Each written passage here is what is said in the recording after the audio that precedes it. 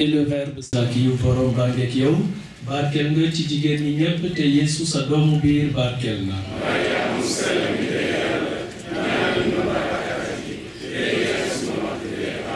Priez pour nous, Sainte Mère de Dieu.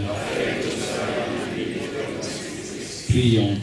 Répands ta grâce, Seigneur, en nos cœurs. Nous avons connu par le message de l'ange l'incarnation de ton Fils bien-aimé.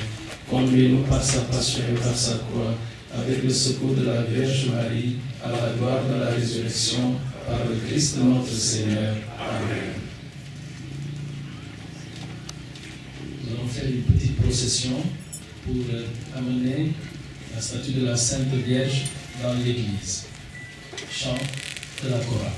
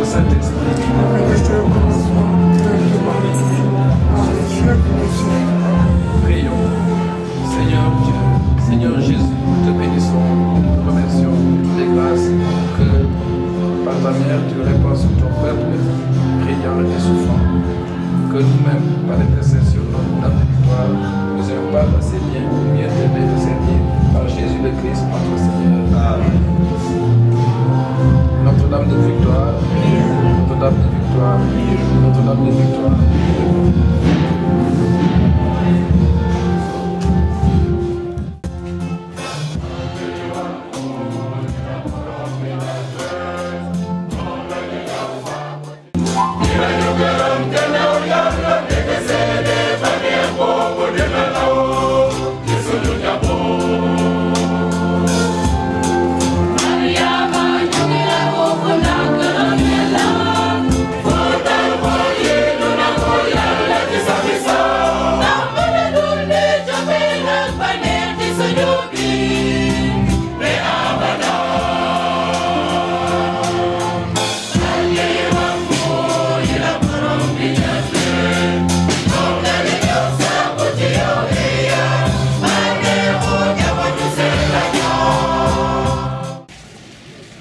Après, nous la donnerons à Monsieur le ministre des Forces armées, Dr Augustin Tine, et enfin à Monseigneur André Gueye. Donc, Monsieur le député maire, vous avez la parole. Chers amis dans la foi, bonjour. Éminence Cardinal Thiandoum, Éminence Cardinal Théodore Adrien Sarr, Mon Excellence Monseigneur Adrien Gueye, Révérend Père Abbé Émile John, Monsieur le ministre Augustin Tine, Monsieur le gouverneur, Monsieur le préfet, Madame, Messieurs les autorités administratives, religieuses, coutumières et politiques. Auguste Assemblée, rendons grâce à Dieu le puissant d'être présent à cette cérémonie si importante qui marque le jubilé centenaire de notre Église communale. Je souhaite la bienvenue à tous nos initiés et je salue Monsieur le ministre d'être parmi nous comme il a l'habitude de le faire à toutes les cérémonies solennelles de notre paroisse. Éminence, je vous salue. Que Dieu vous accompagne davantage et qu'il vous donne la santé pour accomplir votre mission sur terre. Excellence Monseigneur André Gueye, pasteur de l'église de Thiès,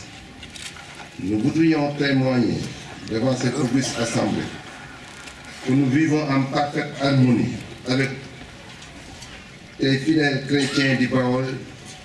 Priez pour nous afin que perdure ce climat de paix. Chers paroissiens, nous tous ici présents, nos cœurs jubilent de joie et toute la population diourbelloise unie à vous en ce jour si important où vous célébrez 100 ans de présence et d'évangélisation de l'église Notre-Dame des Victoires dans le Baol. C'est une union de prière fraternelle avec vous et rend grâce au Seigneur pour toutes les œuvres accomplies durant ce siècle. Éminence, de par ma voix, de par ma vive voix, nous voudrions dire merci à toute la communauté chrétienne pour le dialogue interreligieux qui ne cesse de développer une harmonie dans notre vie de tous les jours ici à Diourbel et partout dans le Baol. Nos remerciements vont aussi à l'endroit de toute l'Église du Sénégal et en particulier celle que nous fêtons aujourd'hui pour tout ce qu'elle a fait et continue de faire dans le domaine de l'éducation avec ses écoles formatrices, ses portes de santé et ses nombreuses réalisations pour un Sénégal émergent et prospère. Excellence Père évêque de notre cher Diourbel, soyez rassurés que vos fidèles chrétiens du Baol sont très attachés à cette terre, à cet édifice centenaire et que la commune ne ménagera aucun effort pour participer à sa réhabilitation.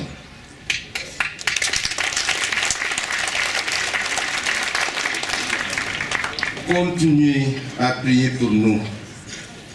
afin que tous les vœux soient réalisés d'ici peu. Pour terminer, je rends grâce à Dieu de m'avoir donné l'opportunité d'assister en tant que maire de la ville à cet événement grandiose que nous vivons aujourd'hui. Il sera marqué dans les archives de la commune. Auguste Assemblée, je demande au bon Dieu de creuser en vous chaque jour davantage le désir de sa divine présence et qu'il nous accorde toutes les grâces issues de ce grand jubilé, car elles nous sont nécessaires pour suivre le long chemin tracé pour le service des hommes et de son royaume. Excellence, Cardinal Théodore Adrien Sarr, Excellence, Monseigneur André Gueye, Monsieur le ministre des Forces armées, Monsieur le gouverneur, honorable communauté. Cette occasion qui mon choix me permet de vous annoncer solennellement que ma décision avec mon équipe municipale de baptiser ces rues d'en face Abbé Maurice Ning premier événement.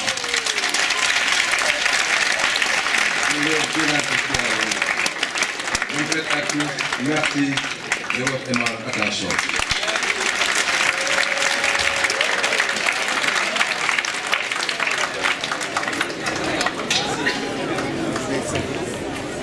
Merci, monsieur le député maire de la ville de Diourbel.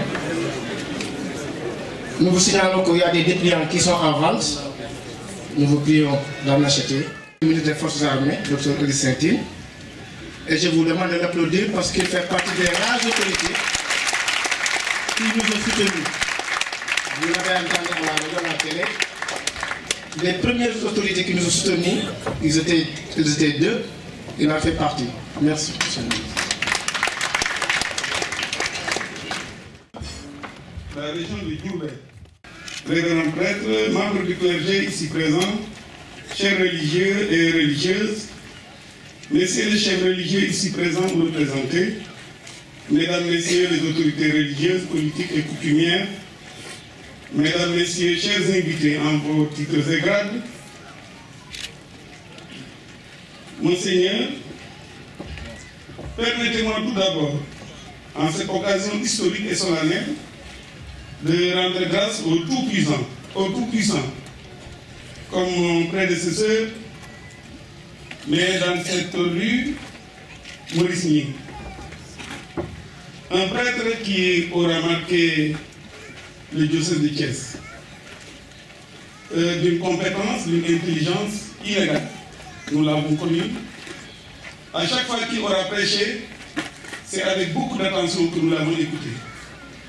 Monsieur le maire, vous ne vous êtes pas trompé. Félicitations à votre conseil municipal. Je dirais le Tout-Puissant qui nous a permis d'assister à la célébration des 100 ans d'existence de cette paroisse, Notre-Dame des Victoires, délicatement nichée dans le Baol, fief du mouridisme. C'est ici le lieu de magnifier, si besoin en était encore, le dialogue harmonieux entre les religions dans notre pays. Le maire l'a dit tantôt, donc ça doit être vrai. Olof Ndiaye nee na lu yàgg dëgg. Cela constitue très certainement le substrat de stabilité sur lequel repose le génie de notre peuple. Face Notre-Dame des Victoires, qui se consolide chaque jour davantage. Nous voudrions également nous réjouir, au nom du président de la République, M. Macky Sall, du précieux accompagnement des autorités et services administratifs de Diourbel pour la célébration de cet important événement, avec la tenue notamment d'un CRD spécial, ainsi qu'une levée des couleurs ce dimanche matin à 9h30 à la gouvernance de Diourbel. C'est justement dire, comme l'affirmait il y a quelques jours l'abbé Emignon, curé de la paroisse, que la célébration du jubilé du centenaire de notre paroisse sera un temps fort pour montrer que l'Église est en phase avec les institutions de la République. Fin de citation. Par ailleurs, il nous a été donné de nous rendre compte des besoins réels de rénovation de l'Église Notre-Dame de Diourbel. À ce propos, nous pouvons vous assurer que votre requête sera transmise à qui de droit et dans les meilleurs délais, et assurer, comme nous le sommes, qu'elle aura un écho favorable auprès de Monsieur le Président de la République qui, en conformité avec son vaste programme de rénovation des cités religieuses et des lieux de culte, considère que ces lieux de rencontre et de communion doivent être maintenus propres, en quiétude, tout en offrant de la sécurité pour les fidèles et ceux qui les fréquentent. C'est également le lieu d'adresser au nom du président de la République nos remerciements au président de l'Assemblée nationale, M. Moustapha Niasse, qui, dès que votre requête lui est parvenue, s'est prestement exécuté par l'envoi de sa contribution.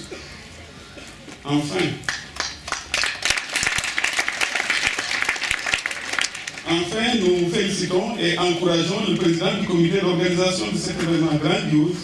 pour les efforts consentis par la réussite de ce centenaire. Sont confondus dans ces félicitations tous les membres du dit comité ainsi que l'équipe pastorale paroissiale qui n'ont ménagé ni leur temps ni leur force pour que cette célébration soit une réussite. Au final, c'est toute la communauté paroissiale qu'il convient de féliciter, de même que toutes les bonnes volontés qui ont contribué chacune à sa manière à la réussite de cette fête. Très chères autorités, permettez-nous de terminer en vous assurant du soutien et de la considération renouvelée de Monsieur le Président de la République, dont la principale préoccupation reste la satisfaction des besoins des populations. Je vous remercie de votre aimable attention. damay jëkk gërëm autorité yi fi nekk léegi cérémonie bi yàgg na te na ngi fi toog boobu ba tey tàccu leen ma autorité yi merci beaucoup.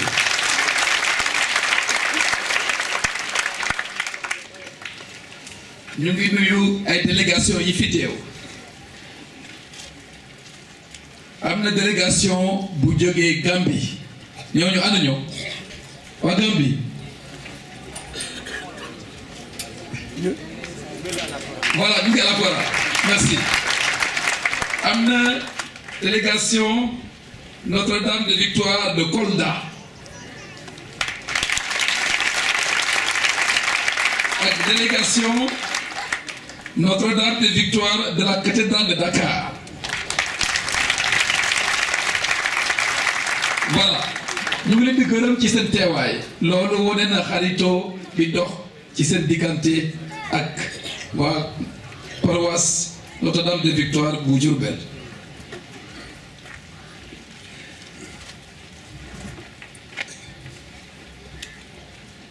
am na itam ay délégation yu bare yu jógee ci yeneen paroisse yi ci diocèse bi ak responsable kuréelu diocèse bi ñu ngi fii toog gis naa ñu bare fii maa ngi leen di gërëm bu baax ci seen teewaay. mbokk yi ni ñu ko waxee bés bii bés bu rëy la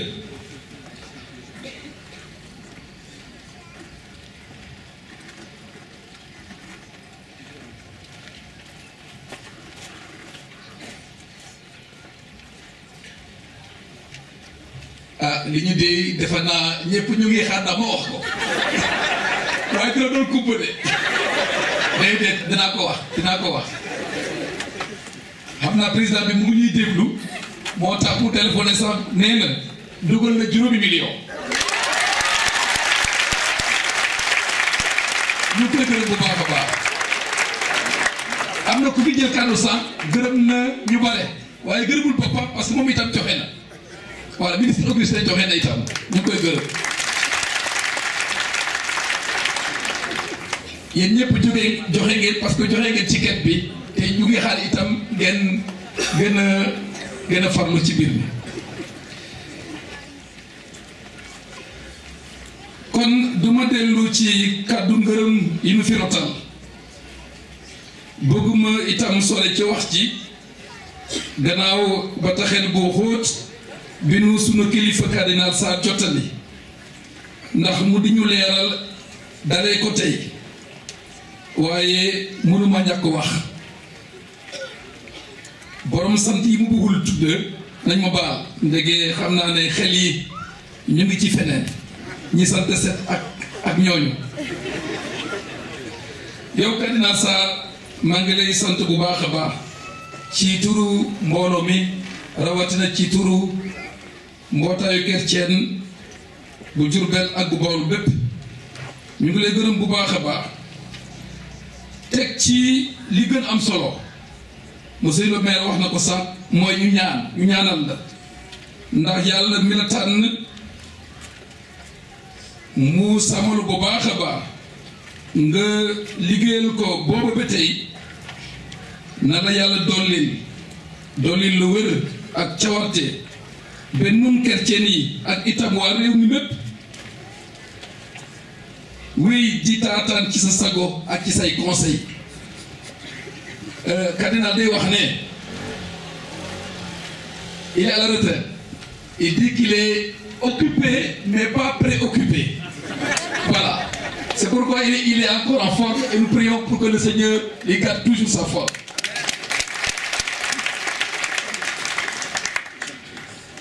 Ñu ngi nuyu balaa ma ko fàtte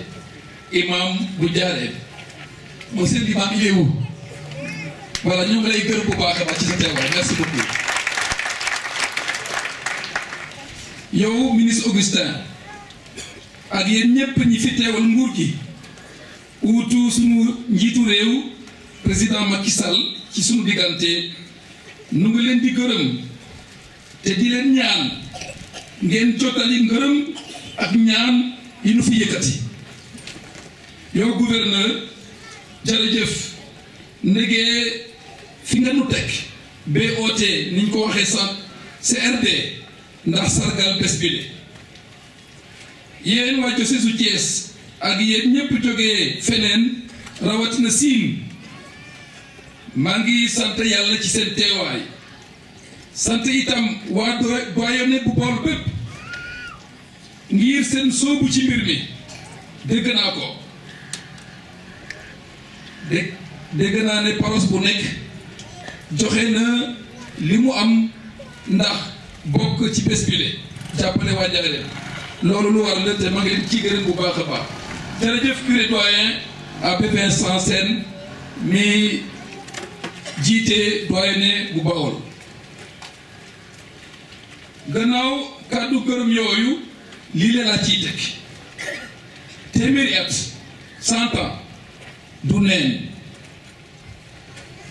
chrétien yi balewuñu fii Bawol naam waaye ñu ngi fii booba ba tey bokk ci lépp li lee mbokk yi war na doon tiitër ci waa Bawol ndam ak teranga ci li waa Bawol wane ouverture yaatuwaay ak teralante bi fi sax ci diggante ñi gën a bare fuuf sëriñ si ak nun chrétien yi néew a néew ba tax dialogue bi nu ràññee ci sunu réew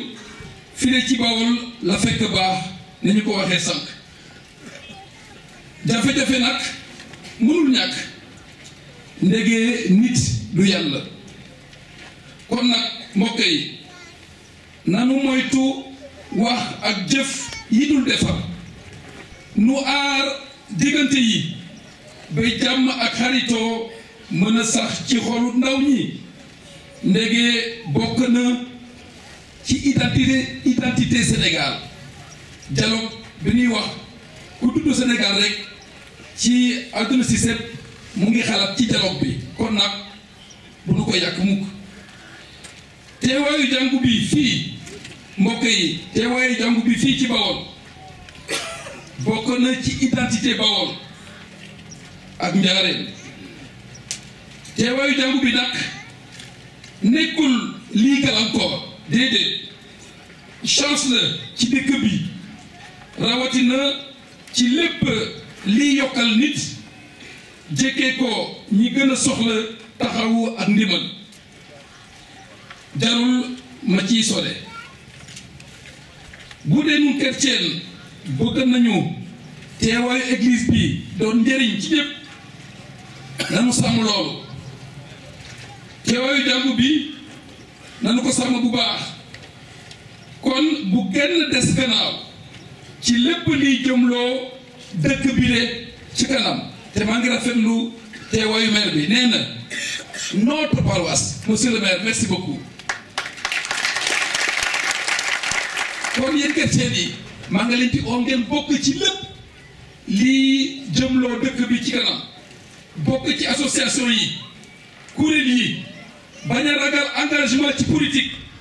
bañ a yem rek ci wax mbaa ci sànni carte électorale ma profité ci sargal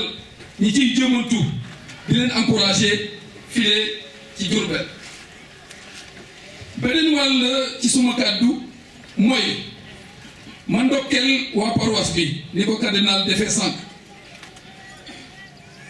ndokkeel waa paroisse bi boole naa ci ressortissants yi ñu ngi fii toog féliciter Henri Grégoire Diop dinaa tudd turam parce que mooy nouveau chancelier de l'ordre de Malte mu ñu tàbbi démb allez voilà félicitations. Il y a aussi des anciens membres de l'ordre du Malte qui sont là monsieur MSN bi ngeen xam mu ngi fii te ngeen jëf ci seen teewaay gis nañu itam seen soobu ak seen engagement ci mbir mi na leen yàlla fay. Félicitations yéen chrétien yi Njaaréem ci li ngeen ànd ak cawarte ak pas-pas ak doggu ndax nu mën a daje file tey. Félicitations ci li ngeen takku ci ngëm gi booba ba tey mag ñi fi teewoon sax firnde nañ ko. De m'associer à toute cette mémoire que vous avez faite et que vous continuez de faire, de tous ces pionniers qui ont permis que la foi chrétienne germe dans le Baol, s'enracine dans le Baol et grandisse comme un arbre qui porte des fruits. Un arbre qui grandit de plus en plus, dont les branches étant de plus en plus et qui porte des fruits de plus en plus nombreux. Je vous remercie donc de m'avoir permis de vivre ces joies avec vous. Je tiens aussi à vous féliciter et à vous remercier pour ce bon thème du jubilé. Dans la joie, soyons des témoins authentiques de notre foi. Je vous félicite et vous remercie pour cette belle initiative d'avoir voulu nous rappeler qu'il y a des anciens qui ont accueilli les missionnaires, ont cheminé avec eux et qui ont permis donc cet enracinement de la foi dans le Baol. Et en m'associant aux remerciements, aux félicitations que vous venez de leur adresser par cette belle cérémonie, je voudrais simplement que nous tous, nous rappelions le courage que beaucoup d'entre eux ont manifesté. Sans doute, on l'a dit, certains, aux grandes fêtes, Noël, Pâques, partaient d'ici à pied jusqu'à Join. Combien de kilomètres? Cela, nous l'avons vu partout. Nazobile était un centre de rayonnement du christianisme au début. Eh bien, les populations environnantes, pas seulement de Ndjanda, mais de Nguyenyan jusqu'à Boyard, 20 km, 30 km à pied pour aller en Nazobile dans les grandes fêtes. Et il en est ainsi un peu partout au Sénégal. Je sais qu'à Kaolack, il y a des vieux de Gandiaye qui me disaient nous marchions à pied de Gandiaye jusqu'à Kaolack pour ces célébrations. Alors vous, chrétiens d'aujourd'hui, surtout les jeunes, je m'adresse à vous comme mon Seigneur l'a fait pour vous dire, soyez courageux. Aujourd'hui, les paroisses se sont multipliées et vous n'avez que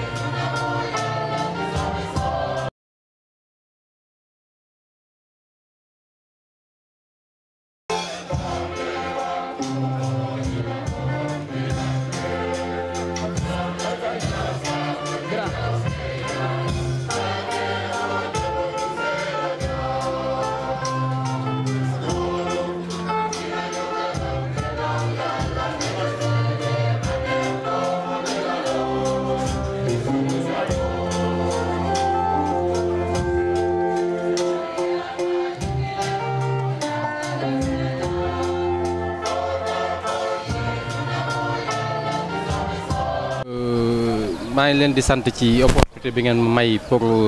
wax ci fekke bi ma fekkee jubilé centenaire u église paroisse bu Diourbel may sant yàlla ndax jubilé bi dafa doon événement ba nga xam ne événement bu historique la donc il n'est pas donné à tout le monde kenn ku nekk mu fekke ko donc bu ma yàlla mayee wér ak tal ba ma fekke ko donc ñu ci sant yàlla bu baax ginnaaw bu ñu sant yàlla nag comme ni ma ko waxee c'est un événement historique donc ñu ñëw di communier avec nos frères et sœurs de confession chrétienne dans la foi chrétienne donc église bi mu nekk une église centenaire ça nous a permis de revisiter un peu à travers cette église là l'histoire de nos parents chrétiens mais également des pionniers yi nga xam ne si ñoom ñoo fi implanté église catholique donc à Diourbel donc c'est tout naturellement en tant que doomu dëkk bi en tant que jeune en tant que responsable politique ma ñëw communier avec mes frères et sœurs comme je l'ai dit tantôt de confession chrétienne ñëw fekk ak ñoom jubilé bi di ñaan yàlla ci mbaaxam lépp luñ fi ñaan yàlla na ko yàlla nangu defal ñu ko jàmm ci dëkk bi defal ñu ko jàmm ci réew mi defal ko Sénégal yëpp defal ñu ko développement également sàmm ñu musal ñu ci ay ak balaa yëpp. waaw loolu di ci sant yàlla bu baax ndax loolu ndimbalu suñu borom la te man damay wax ni dialogue islamo-chrétien sax ci yeneen réew yi lañ ko mën a wax mais Sénégal dëgg-dëgg mënuñu wax sax dialogue islamo-chrétien parce que li ñuy dund dafa raw dialogue islamo-chrétien ndax da ngay gis benn famille ba nga xam ne si ñii genn wàll gi dañuy nekk jullit genn wàll gi nekk catholique te ñu bokk benn deret donc loolu dafa weesu dialogue donc da ngay gis benn famille donc ñi nekk ci confession bi nekk ci confession bële donc loolu yàlla moo ñu ko jagleel moi-même j'en suis la preuve vivante ndax man sama biir famille am na ci ñi nga xam ne si ci diine chrétienne lañ bokk man ma nekk ci diine jullit donc loolu lu ñuy dund la au quotidien te ñu bokk benn deret bi donc Sénégal moom moo ñu jagleel loolu donc Diourbel fii également yaakaar naa ni loolu lu fi ràññeeku la ndax sama exemple bi mën nañ ko fi citer à foison ci ay famille nga xam ne si genn wàll gi dañuy nekk jullit genn wàll gi nekk catholique donc loolu lu ñuy dund au quotidien la depuis ci maam yi ba léegi donc loolu ñu sante ko sunu borom sante ko mag ñi nga xam ne également ñoom ñoo ko ñàkk sàmm ko suuxat ko ba ñun ndaw ñi aussi buñ ñëwee ñu continuer di dox ci tànk yooyu. waaw jàngat bu am solo ndax bu ñu déggee labbe bi ñaax na waajur yi d'abord ci ñu yaraat xale yi góorgóorlu def sunu kéemtalaay kattan ci yaru xale yi ba ñu ko fawee ba ñu ko sàggane waaye it ñaax na ndaw yi pour ñu góorgóorlu jàng tàggatu bu ñu tàggatoo it bu ñuy liggéey ñu def ci pas-pas def ca njub def ca gor def ca jom donc loolu yaakaar naa ni bu ñu defee loolu jàng ni ñu war a jàngee tàggatu ni ñu war a tàggate liggéey def ca jom def ca fulla def ca pasteef def ca njub boole ko nag ak delloo sunu bopp ci yàlla yaakaar naa loolu mooy yoon bi gën a gaaw pour sunu réew fi ñu ko bëgg a yóbbu ñu àggale ko fa merci beaucoup. non sentiment bi ci ma ci am rek mooy rafetlu ko parce que dañu ñëw parce que dañuy invité pour ñu ñëw fekke ci centenaire Notre-Dame de Victoire mu nekk fii ci Njaareem te man lu soxal Njaareem rek soxal nañu rawatina nag ñu boole ñu ci Njaareem soo amee bis bu toll nii Sénégal gépp daje fi cardinal Sarr daj ñëw fi di njiital chrétien yi loolu dañ ciy am mbégte mooy wane rek ni Njaareem lii mu def tey abrité fête gi lu rëy la loo xam ne ñëpp koy rafetlu moo tax gouverneur ñëw ministre bi ñëw préfet ñëw maire bi ñëw président conseil départemental ñëw mais également ñuy invité également ñi nga xam ne ñooy kilifay diine yi parce que gis naa fi léegi doomi imam ratib sëñ Abib Kandji gis naa fi léegi doomi sëñ Mor Mbaye Cissé ak ay kilifay diine yu bari yoo xam ni la yàlla waxoon rek ni lëkkum diinikum wala diini kenn ku ne na nga jàpp ci sa diine te nga téye ko te nga rafetal la ca des chrétien yi ñoo ma dëkk surtout jamono jii nga xam ne bii ñi ngi wax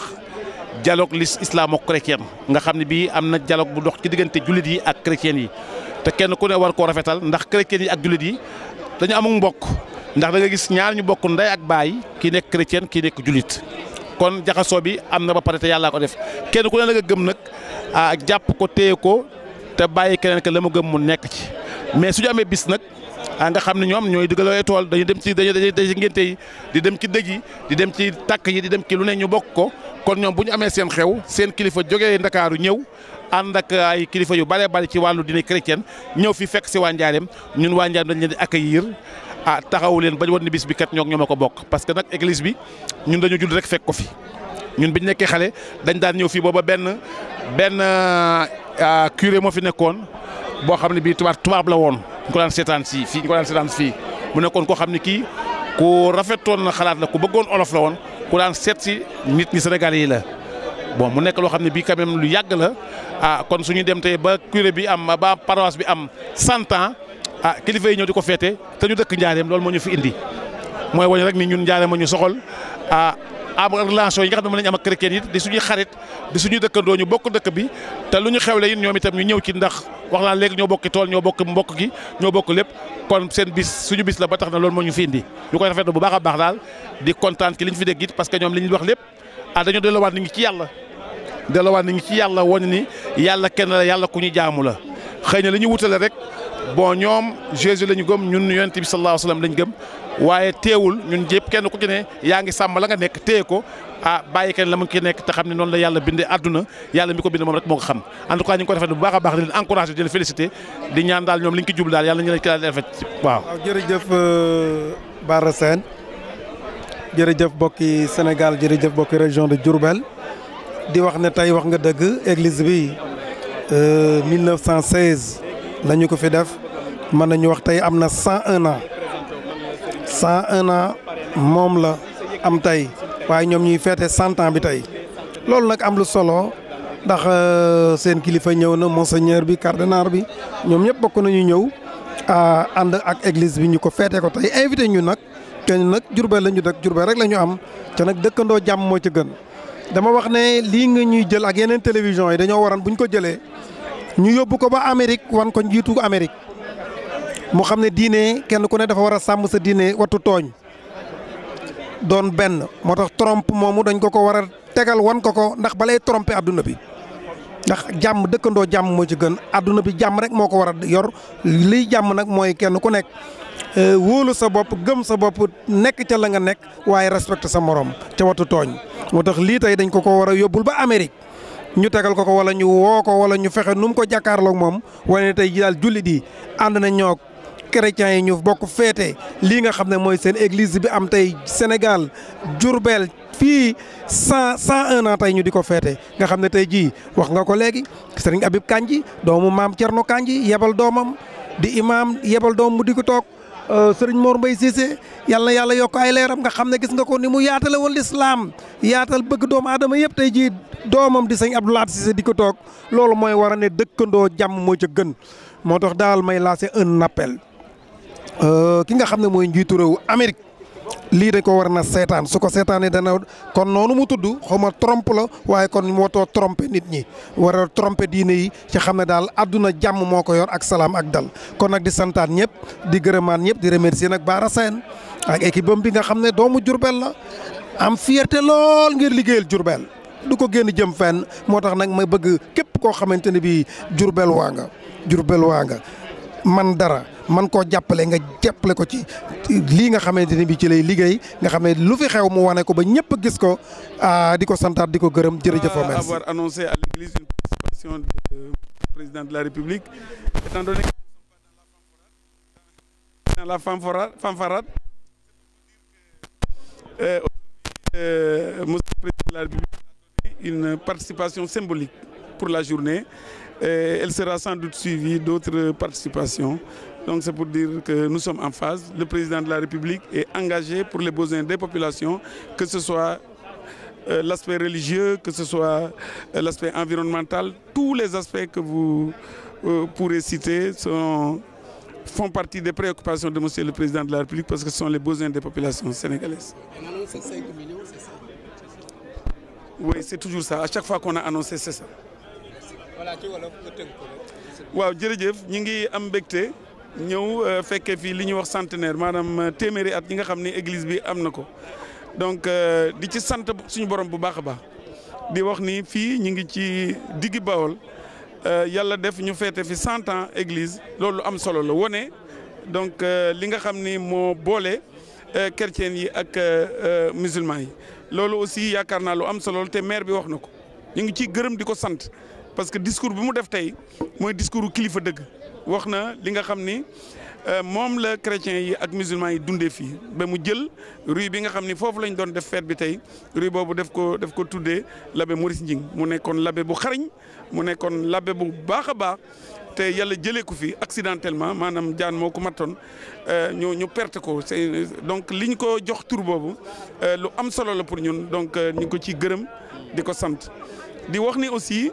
tey monseigneur André Guèye def na fa waxtaan bu am solo ak njabootam bi wax na leen ni ñu war a àndee ak ñi nga xam ni duñu chrétien nekk fii muy musulman yi bari lool kaar ñun ñu néew lool mais nag yàlla def ñu ànd lépp lu ñuy def dañu koy defandoo donc loolu lu am solo la donc dañ ko ciy gërëm di ko sant di gërëm aussi waa comité d'organisation ñi nga xam ni vraiment ñoo defar fête bi ba mu rafet di gërëm ñëpp ñi nga xam ni monseigneur archevêque de Dakar aussi donc moo ñëwoon présider cérémonie bi donc ñu ngi ko ci gërëm aussi di ko sant te déglu nañu waareem comme d'habitude rek moom saa yu mu waaree dañu koy déglu parce que li muy wax njàng mi leer na ñun ñi nga xam ne moom moo ñu formé séminaire ñun xam nañu ko bu baax a baax bu waxee rek ñëpp war ko déglu te dafay génne loo xam ni am na solo pour ñi nga xam ne ñu ngi koy déglu mais ñëpp ñi nga xam ni en tout cas ñi ngi fekkee bés bi yaakaar naa am nañu mbégte téeméeri at aussi lu am solo la bu ñu ko feetee tey suñu borom moo ñu may sens boobu donc dañu ko ciy gërëm di ko sant di am yaakaar ni 125 ans yi xale yi ñu bàyyil ko ñu feete ko ak 150 ans yi ak 200 yi ñu bàyyil ko xale yi ñu ngi leen di gërëm di leen sant jërëjëf. waaw wax nañu ko sànq am na lu ci président doog jot a joxe mais am naa yaakaar ni loolu dina yokk mais loolu moom bu ñu ko xasee wax rek incha allah dina am. Merci. Moi, c'est Edouard Malak de la délégation Notre-Dame de diocèse de Kolda. D'accord. Quelle est votre présence ici? Voilà, ce qui a motivé notre présence, nous sommes en avec la paroisse Notre-Dame de Victoire de Diourbel. Nous venons de Kolda et notre paroisse cathédrale s'appelle aussi Notre-Dame de Victoire. C'est ce qui a motivé notre présence ici. Quels sont vos sentiments? Voilà, tout à dire, c'est un sentiment de joie et de bonheur qui nous affecte, de voir nos frères et sœurs nous accueillir et surtout de voir la communauté du Baol sortir, venir à cette manifestation, voir le cardinal, l'archevêque être présent et beaucoup d'autres ministres étatiques qui ont été dans la célébration. Nous disons merci à Dieu pour cette belle manifestation. Nous voyons que les choses ont réussi, comme on le dit, tout est bien et qui finit bien. Okay, merci beaucoup. Également que dans les années à venir également, que nos amitiés que nous puissions être, que nous soyons davantage plus raffermis dans nos liens. Oui, merci. Okay, merci. Et qu'est-ce que vous avez tenu d'après le discours effectué par le... Bon, en tout cas, aujourd'hui, on a été tellement touchés par le discours. Vraiment, les aveux qu'ils ont prononcés, j'espère qu'ils vont vraiment assurer ce qu'ils ont dit. En tout cas, ça nous a touchés de voir aujourd'hui qu'ils sont prêts, les autorités, à refaire notre église qui est ici. En tout cas, nous rendons grâce à Dieu pour cela. Et vous, mademoiselle, qu'est-ce que vous avez dans cette... La prestation des jeunes majorettes et nos mamans et nos papas qui ont fait de la catéchèse pour évangéliser les fidèles parce qu'ils ont renforcé la foi et on a besoin de leur foi, la foi qu'eux ils avaient pour jusqu'à ce que on a besoin de leur pensée pour pouvoir nous jeunes d'aujourd'hui bâtir l'église de demain. Merci. Et vous, qu'est-ce que vous avez ici? Bon, moi je peux dire la messe a été très belle. On a vraiment, je sais que ça resterait toujours. Je peux dire, c'est une histoire, c'est un souvenir. Bon, je n'ai rien à dire que de remercier le bon Dieu qui nous a amenés jusqu'à Diourbel. Merci. Ok.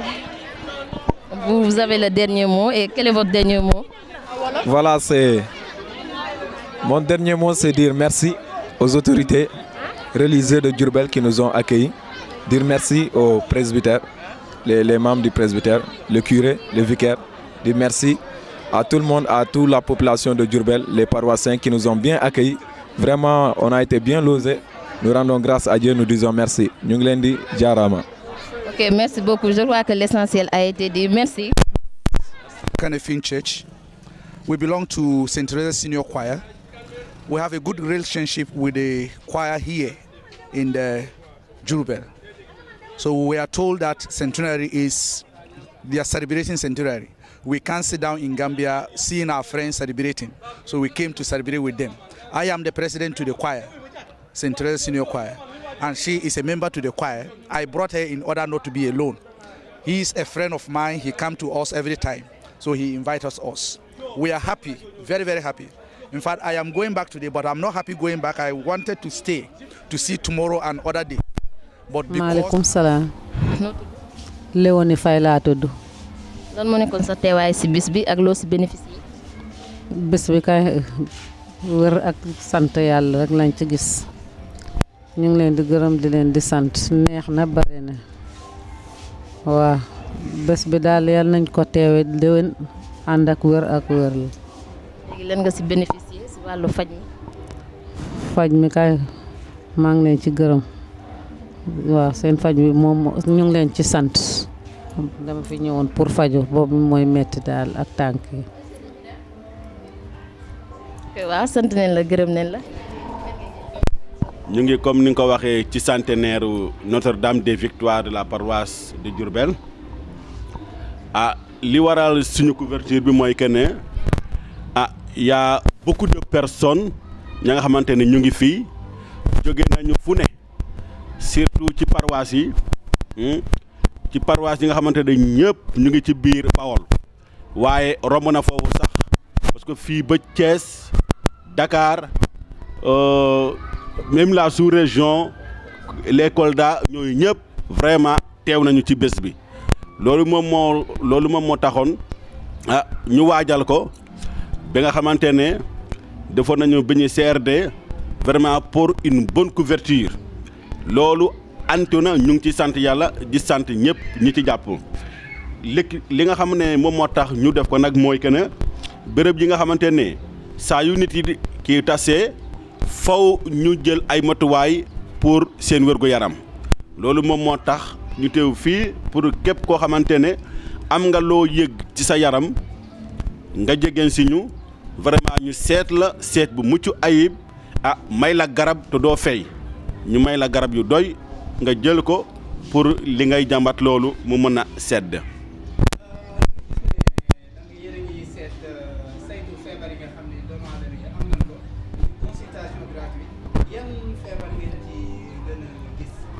voilà liñ ci gën a gis nii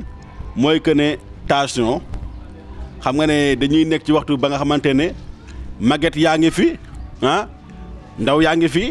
waaye mag ñi bu ñu sonnee rek. seen tension day bëgg a yéeg wala mu bëgg a wàcc tension daal moo ëpp ci li ñuy gis wante itam soj bi aussi bëri na torop parce que dañoo nekk ci waxtoom ak sibiru bi loolu aussi bëri na ci li ñu koy gis waaye aussi ci li nga xamante ne mooy biir buy ndoxee muy wàccu loolu aussi faral nañ koy gis ndaxte xëy na cet gi yëpp nag waa service d'hygiène teg nañ ci def nañ ci seen kéemtulaay kii xataan waaye parfois aussi loolu ñu gis ko fi mais li nga xamante ne moom ñu gën a sonal daal mooy xëy na bopp buy métti xëy na coono waaye aussi vraiment ak tension bi rek.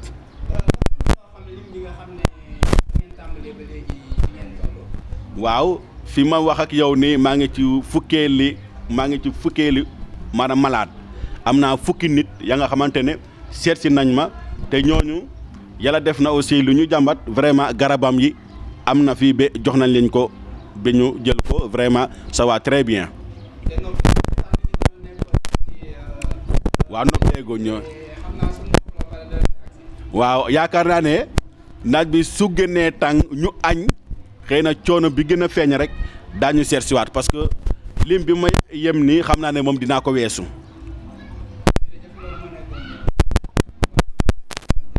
maa ngi leen di delloo ndax yéen a ñëw aussi liggéey ci ñu ngi leen di sant di leen di ñaanal yàlla seet aar leen fi liggéey. yan sentiment nga am ci li nga xamante ne mooy centenaire. Centenaire bi suñu centenaire la en tant que catholique il faut le dire d'abord parce que depuis kii bi bu mu commencé depuis 1916 ba 2016 ça fait 100 ans ñu koy vivre ñu xam ne moom mooy juddoo ñu woon dem ba màggee ci di koy vivre actuellement mbégte la si ñun contenté la et en plus dañu xam ne si bon centenaire dañ koy fêter dans une zone particulière quand même parce que melul ni Dakar ni Ziguinchor c'est une zone comme ni zone Bawol la li ñu ko andi donc ça veut dire fii moom fief mouridisme la mais li ci gën a bëgg te ràññi nañ ko li nga xam ne moins entre ñun catholiques yi ak musulmans yi nuñ koy doxalee vraiment fii gis nga la plupart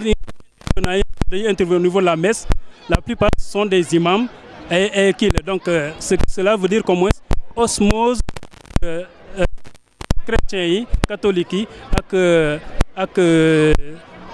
kii musulmans yi vraiment sës na fii loolu laa ci mën a wax mais remercier wu xam li nga xam ne vraiment imam bi ñëwoon nañu kontaan nañ ci trop vraiment kontaan nañ ci trop loolu laa ci mënoon wax quoi sentiment bu de fierté la sentiment de reconnaissance la envers ñi nga xam ne au moins ils ne sont pas au moins d'obédience catholique mais ñoo nañu bokk ci fête bi comme ni di def vraiment loolu la mënoon wax ci loolu. programme moo la gën a nga xamante ne mooy Albert Ngom ñu jox la kàddu gi. église bi xam ngeen ko am na téeméeri at ñu ko doon féete ñëpp ñu nekk Bawol yëpp amul benn messe bu am fii Bawol ñëpp dañoo bàyyi seen église ñëw Njaareem gunge ñu mu tax Monseigneur André Guèye bu Thiès ñëw ànd ak ki nga xamante ne moo nekk cardinal nga xam ne moo jiite chrétien Sénégal yëpp moo Adrien Sarr moom moo jiite messe bi. wax na ci wax ju am solo nag te li mu ci wax aussi bi ma paree ki nga xam ne mooy Monseigneur André Guèye waxaat na ci lu am solo moom itam nee na ñun waa Bawol nañu gën a farataal ngëm gi nañu gën a suuxat ngëm gi nañu gën a jàppalante nañu gën a am solidarité nee na aussi rafetlu na bu baax a baax li nga xamante ne noonu la ñuy dundee fii Bawol jullit yi ak chrétiens yi musulmans yi ak chrétiens yi ni ñuy dundee dafa rafet dafa jub ndaxte soo ko xoolee ñu bëri fii ay musulmans lañ ñu ñëw bokk ak ñun ci fête bi maire bi gis nga bi mu ñëwee li mu def vraiment tey dafa nekk bésu bégte bésu bànneex waaye aussi bés boo xam ne dañuy fàttaliku téeméeri at yi lépp lu ñu def gis nga am na ñu d'accord parce que suñu maam yi fi lañ doon jógee di dox ay ñaar fukki kilomètres pour jàng messe léegi ñun am na jàng bu nekk fii kon vraiment ñu koy sant yàlla di ko gërëm ci loolu lu baax lim ñu defal et puis aussi ñu jël décision ne ñun war nañoo soppi amoon na ngel bu fi amoon am ñu jógee Bambey ñëwoon ci ngel bi jeexee ñuy ñibbi wax dëgg fa la yàlla def ñu am accident boo ñetti nit gaañu nañ ci ñoo ngi fi hôpital sax ñuy jaale famille bi vraiment di ñaan yàlla nga xam ne moom lépp mu baal leen seen bàkkaar dugal leen àjjana di ñaan seen mbokk yi nga xam ne ñoo fi des aussi am xolu muñ ndaxte lii yàlla moo ñu ko may ay grâce la di ñaan yàlla aussi loolu gëj fi ñaan yàlla ngëm gi gën a dëgër fii ci Bawol wax dëgg fa la kontaan nañ bu baax to ñëpp ñëw nañ waa Casamance ñëw nañ ndaxte dafa am jàng bu ñu duppee nga xam ne moo suñu jàng ñoo bokk tur bu nekk Kolda ak jàng bu mag bi nekk Dakar aussi mook bii ñoo bokk tur ñooñu yëpp def nañ délégation ñëw jàppale suñu gunge sañu gis ngeen sax ñu ciy gërëm aussi président de la République ndaxte gis ngeen suñu émission bale waxoon nañ ci ne vraiment gisaguñu réaction mais tey woote na nee na dugg na 5 millions ci suñu gafaka pour ñu defare ko église bi ñu bari aussi ñoo ngi commencé joxe vraiment li ñu sant ci loolu di leen gërëm bu baax di ñaan ñëpp ku nekk nga mën a ñëw joxe ndax suñu mën a defar suñu église parce que tey fête bi day jeex waaye suba dañu tàmbale pour defar jàngu bi defar jàngu bi suba lañ koy tàmbale di dem pour toj ko pour defaraat ko moo tax vraiment ñu ñaan ñëpp ko képp koo xam ne mën nga ñoo jàppale nga dugal ci sa dugal sa loxo sa poos nga jox ñu am na compte bu ñu ubbi sax boo xam ne foo nekk ci àdduna si mën nga faa yónnee il suffit que nga xam numéro compte bi rek nga dem banque bi la gën a jege nga dugal ko foofu dinañ ci jot incha allah vraiment di leen gërëm aussi waa Zoom TV yéen itam boole na leen ci ñaan yi parce que jàppale ngeen ñu ci jàllale information bi di leen ñaanal aussi fu ngeen bëgg a egg ngeen egg fa vraiment merci beaucoup gërëm nañ leen bu baax a baax sant nañ bu baax a baax a baax. sant nañ leen gërëm nañ leen bu baax a baax ci participation Albert Ngom waaw yaakaar naa ne loolu moo nekkoon l'essentiel bi ñu tëjee ko foofu.